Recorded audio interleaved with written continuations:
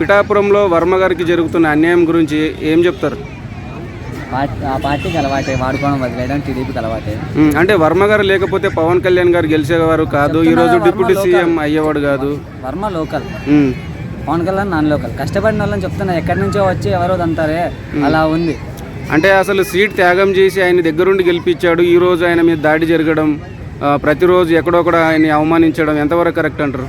చెప్తున్నా ఇండైరెక్ట్ గా పార్టీ నుంచి దొబ్బే అని చెప్తున్నారు టీడీపీ వాళ్ళు కానీ జనసేన వాళ్ళు కానీ. నువ్వు చేస్తే చేసావు, ఇండైరెక్ట్ గా దొబ్బే అంటున్నారు. అంటే గతంలో కూడా నాగబాబు గారు కూడా ఒక మీటింగ్లో మా తమ్ముడు గెలవడానికి వర్మది ఎలాంటి ప్రమేయం లేదు, మా తమ్ముడు మొహం చూసే ఓట్లేసి గెలిపించుకున్నారు పిఠాపురం ప్రజలు. తమ్ముడు ఎప్పుడు వెళ్ళి ఊర్లలో ప్రజలకు సేవ చేశాడు, ఏ ప్రజలకు కష్టం వస్తే చేశాడు. ఎలక్షన్లకు 2 నెలల ముందు పోతే నాయకుడు అవుతాడండి.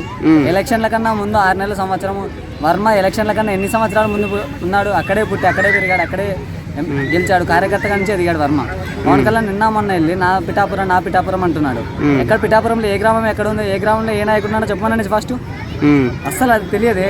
ఊరిని నా పిఠాపురం అంటున్నాడు తప్ప ఏ నాయకుడు ఎక్కడున్నాడు, ఏ నాయకుడు వర్తో ఏ నాయకుడు ఎన్ని సంవత్సరాలు కష్టపడుతున్నాడో చెప్పమనండి.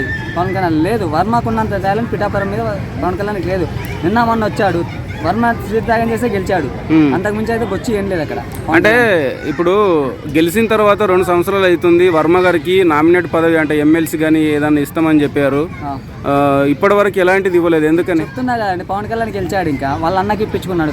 వాళ్ళ అన్నకి రాజకీయ ఏ అవగాహన లేని అతనికి అసెంబ్లీలో సీట్ కావాలని చెప్పి ఎమ్మెల్సీ ఇప్పించుకున్నాడు. కష్టపడిన వర్మకి కానీ కొంతమందికి కానీ ఏది పట్టించుకోవట్లేదు. సీట్ త్యాగం చేస్తే చేసావు, నీ పని అయిపోయింది, ఇంకా నీతో నాకు అవసరం లేదన్నట్టు తోసిపారేస్తాను. అంటే ఇలా చేస్తే ఎలక్షన్ల టయానికి మళ్ళీ వర్మని బుజ్జగించు, నీకు నెక్స్ట్ ఏదో ఒకటి ఇస్తామని చెప్పి పార్టీలోకి తీసుకురావడానికి బుజ్జగించడానికి ట్రై చేస్తారు. అంతకుమించి అయితే ఏం లేదు. చంద్రబాబుకు వాడుకోవడం వదిలేను అలవాటే. ఇప్పుడు మామకు వెన్నుపోటు పొడిచాడు, ఇప్పుడు ప్రజలకు ఓటు ఇస్తున్నాడు అంతే. అంటే నెక్స్ట్ ఇదే జరిగితే పవన్ కళ్యాణ్ గారు పిఠాపురం నుంచి గెలిస్తే మళ్ళీ పోటీ చేస్తే గెలిచే అవకాశం ఉందండి? సీన్ లేదండి. వర్మ ఒకసారి రివర్స్ అయ్యాడంటే వర్మకి ఎంత లేదన్నా కూడా 40 to 50% ఓట్లన్నా ఓట్ బ్యాంక్ అన్నా ఉంటుంది కదా. సొంత ఓట్ బ్యాంక్ అన్నా 40% అన్నా ఉంటుంది కదా. అంటే పార్టీ హైకమాండ్ కూడా వర్మ గారినే మందలించినట్టు వార్తలు వస్తున్నాయి, మరి ఎంతవరకు చెప్తున్నా కదండి. చంద్రబాబు పవన్ కళ్యాణ్ క్లోజ్. చంద్రబాబు పవన్ కళ్యాణ్ మందలించాడు అనుకో, పవన్ కళ్యాణ్ చంద్రబాబు రాసిచ్చిన స్క్రిప్ట్ చదవడు, ఇంకా నేను చెప్పినట్లు మాట్లాడాడు, విడిపోతాడు అంతే. వర్మను మందలిచ్చి మళ్ళీ రేపొద్దున ఏదో ఒకటి కట్టబెడితే కూల్ అవుతాడు కదా, ప్రాజెక్ట్ ఏదైనా ఇచ్చేసి. ఓకే, మొత్తానికైతే పిఠాపురం గురించి ఏం చెప్తారు? పిఠాపురం గురించి అయితే వర్మకే సపోర్ట్ చేయండి మీరు ఎప్పుడున్నా కానీ, నాన్ లోకల్కి సపోర్ట్ చేయలేదు.